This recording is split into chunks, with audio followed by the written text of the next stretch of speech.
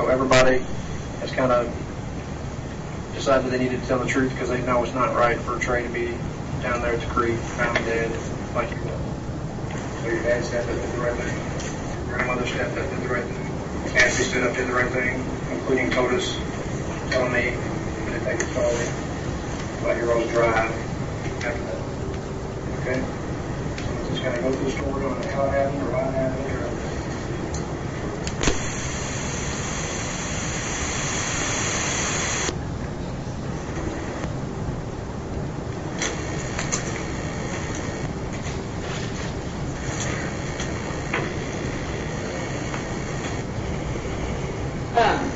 what time did you say that interview was? Started approximately 9:34, and I read him his Miranda rights at 9:47. Is that AM or PM? I'm sorry, AM.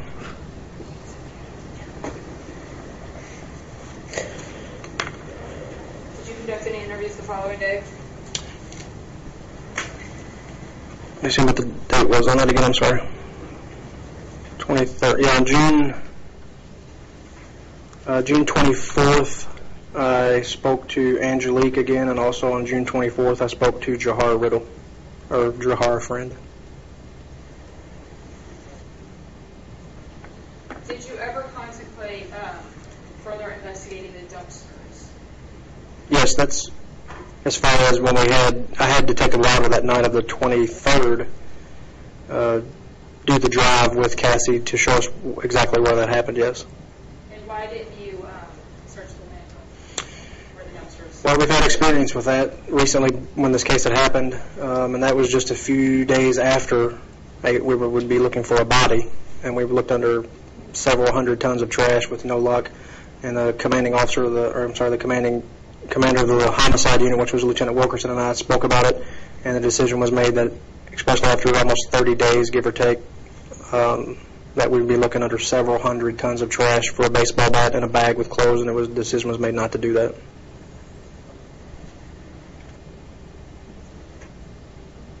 Did you continue to conduct interviews after this?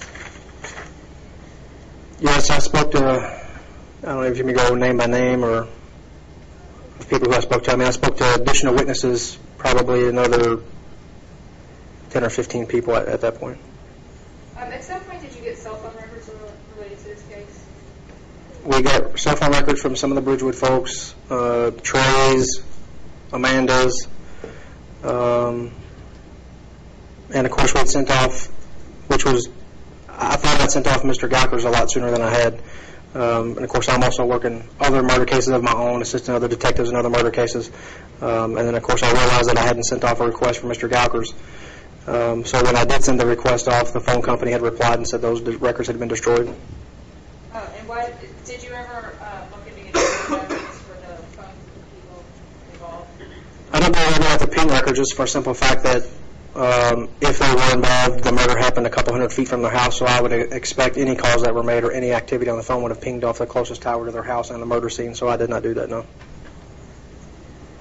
In the summer of 2012, did you receive any information on the case? I'd spoken to 3 inmates who'd given us information that Mr. I guess how far you want me to go into their generally I'd received information from 3 inmates who stated to the effect of that Mr. Gawker had planned this murder and had his son do the murder. And did you, in July 2012, did you talk to Cassie again? July 17th? Yes, I did. I spoke to her on July 17th. Did she tell you anything about what Gawker told her? This was an interview, I guess, that I think I was back at her house, and these were, I don't know if that's the time. I think I was trying to serve a subpoena. I don't remember. I've spoken to her so many times. But I asked her if there was any additional information that she had that she felt like she wanted to pass along, and this was the conversation where she had spoken. She said Gawker had told her things previously, like a month or 2 prior to the murder. Things like he said something about, in general, an eye for an eye. You kill my kid, I'll kill yours. That he was going to plan it and the defendant commit the murder. She had overheard some things. She felt that Mr. Young had been bragging and boasting about the murder, was acting really with no remorse, and then I even tried to kind of trip her up a little bit. And, of course, I lied to her, and I told her that we had information that she took things to the dumpster herself just to try to get a reaction from her to see what she would say. And she was adamant that Mr. Young was with her and that Mr. Young is the one that put the items in the dumpster. And that she had mentioned Mr. Gowker had mentioned wanting to try to get a gun in Louisville before he left to go to Alabama, or south, I guess. In August, I believe, of 2012 was a new indictment on this case. Yes, I don't remember the exact date. I thought it was somewhere late July or early August. I don't remember the exact date, but yes. And who was indicted? Mr. Gowker was indicted.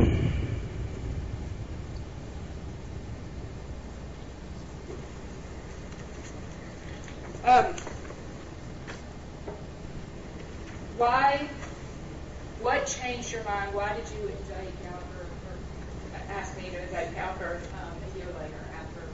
Well, because we had received new information from three inmates, and then some of the things that Cassie had told us. Did this come as a surprise to you that Gowker could possibly be involved? No, I think pretty much all along, especially with just the type of murder it was. It was personal. It was up close. I felt from the beginning it was probably somebody that knew him or had close relationships with him, but we didn't have the probable cause at that point to make the arrest anywhere until the indictment was made to make the arrest. Did you just indict somebody because you know he was probably involved? No.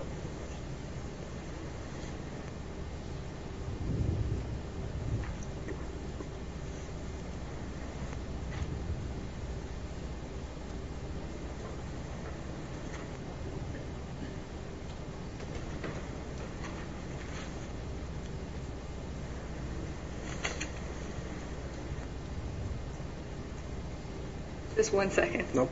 No problem.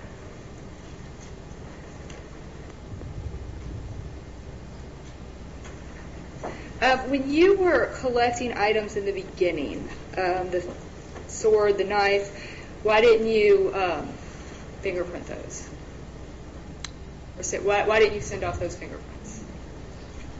Well, early on, we were thinking sword and knife and things, and of course you have heard testimony on what could have happened or could have occurred. At some point, I think with the information we received about the baseball bats and things, they were swabbed for DNA. And honestly, I can't remember without looking at one of the reports if they were ever even fingerprinted. I just don't remember. I know they were swabbed for DNA. Did further investigation lead you to believe that those had anything to do with the murder? Well, after speaking to Mr. Gowker, Angelique, Jahara, Cassie, we felt that the baseball bat was involved. What was the delay on sending things to the lab? Well, I mean, I don't know the exact delay. I don't remember the exact month we sent those off.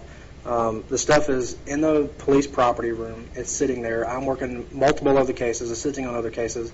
And at some point, I'll have time or get together and figure out what is going to be sent off. We have a limitation, which is disappointing, actually, but we are allowed to send 10 items to the Kentucky State Police Crime Lab on a murder case, excluding swab, like just the buccal swabs. Those are excluded. So if I collected 30 pieces of evidence or 200 pieces of evidence, I have to, and I get with other detectives and ask their opinion, or the crime scene folks, their opinion, which 10 are the most important. And we will send those first 10 off. Now, if those don't come back with the results of any benefit, the crime lab will allow us, with permission, to send up to 10 additional items, which I think was done in this case close to 10 on the second sending. So is that why we saw 2 different batches with the lab people? Yes.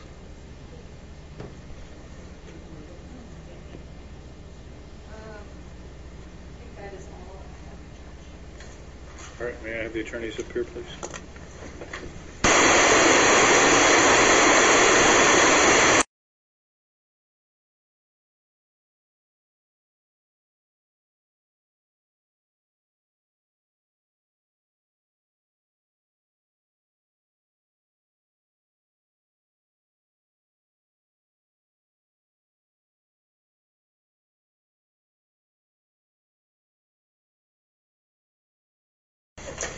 We will resume tomorrow at 9 a.m.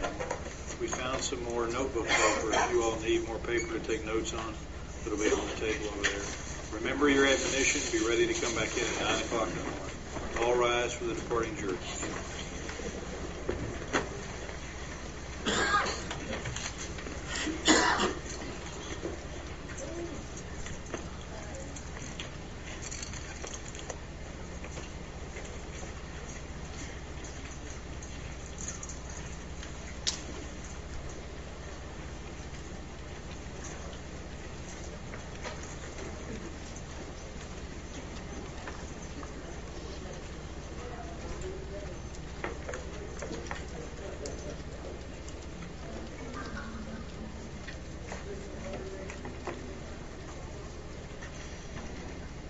Jury's out.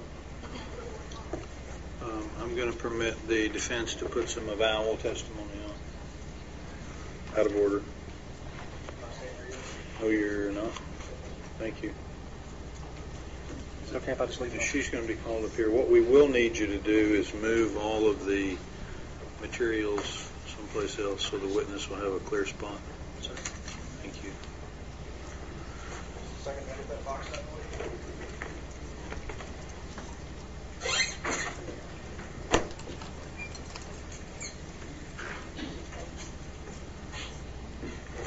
And I'm going to mark this as avowal testimony. Defendant. They have a full name. Lexi. Lexi, L-E-X-I, Stoneburner, S-T-O-N-E-B-U-R-N.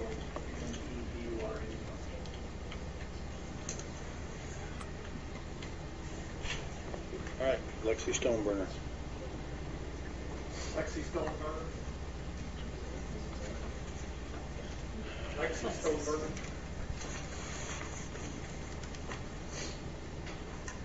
You need me to stay? If you want to.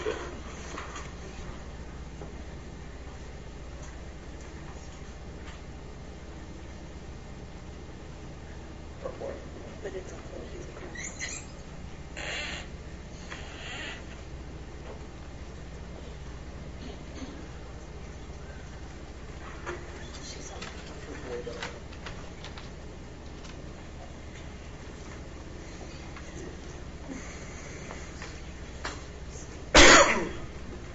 Stoneburner, if you'll come up to the witness stand, please. I'm going to place you under oath before you have a seat. Do you swear or affirm that the testimony you're about to give will be truthful? Yes. Thank you. Have a seat. Be comfortable. I encourage you to sit up close to the microphone. It's adjustable for your height. Keep your voice up good and loud. Thank you. Lexi, state your full name for the record, please. Alexis Marie Stoneburner, What part of town do you live in? Fern Creek, J-Town area. In 2010, specifically summer and fall, were you living in the same place that you are now? Yes. Who were you living there with? I was living with my mom, my dad, my grandma, my brother Trey, my sister Carly, and Josh. So in this case, we have two Joshes and two Treys. One Josh, two Treys, one. Two Treys and two Joshes. Oh, yes, okay. I thought you meant living in my house. Yeah. Okay. Do you know Joshua Young? Yes. Can you state how you first met him? Yes, we at Home of the Innocents. Why were you at the Home of the Innocents? Because my parents were in the foster to adopt. We were all in the foster to adopt program, and the social worker said that we were a good match for them, so we met them at Home of the Innocents as our first Who meeting. did you meet? Joshua Young and Carly Who's Carly? Young. It is his biological sister. What's Carly's situation now? We have adopted her. So were the plans that you were going to adopt both Joshua and Carly? Yes. And did I ask you how old you were? No. 15. Where were you going to school in the fall of 2010? Ramsey Middle School. When did you first meet Joshua, if you could put a time on it, when you first met him at the Home of the Innocents? In September. of 2010. And how long have you known him? I've known 3 years now. How long was he living in your house? 7 months. Was he always living in your house full time, or did that change? Through those 7 months, yes, and then he started going weekends to Gowker, and then it started becoming more permanent. Do you know Joshua Gowker? Yes. Did you know Joshua Gowker in the fall and winter of 2010? Yes. How did you know him? Well, the first visit was, I think, Christmas Eve of 2010 when Josh visited Gowker. Okay. Did Gowker ever visit you in your home?